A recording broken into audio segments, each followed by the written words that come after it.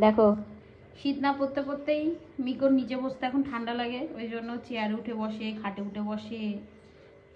কারণ মিকো আমার শীত কাতুরি, আমার মতো। আমি যেমন ভীষণ শীত কাতুরি, মিকো সেমন হচ্ছে শীত কাতুরি। ওর ঠান্ডা একদম ভালো লাগে না। শীত পড়লে আর কতদিন পরে শীত পড়বে জামা পরিয়ে দেবো, না হলে বসে বসে করে কাঁপে।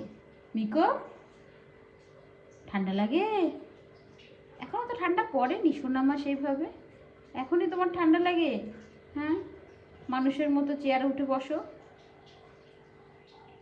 ভালো লাগে চেয়ারে বসতে? খুব ভালো লাগে? হ্যাঁ, ও দেখে, দেখো কি সুন্দর করে। মিকো, মিকো, মিকো, মিকো, আমার কুন্টুনি কালো নাকু, কালো নাকু ভেঙে দাও, গুড়িয়ে দাও, ভেঙে দাও, গুড়িয়ে দাও, গুড়িয়ে দাও। ফুলটুসি আমার। ভাত খাবি না? ভাত খেতে হবে না? মাংস খাবি? খাবি না? খাবি মাংস? এমন করে তাকাবি না, আমি তোর প্রেমে পড়ে যাই।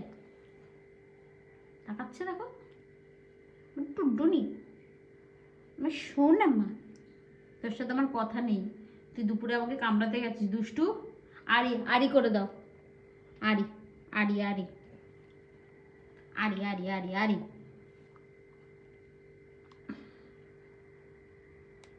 এটা কার ভাত? এটা আমার, আমি খাবো। তুমি খাবে এটা? ওই যে খাওয়ার ইন্টারেস্ট নেই।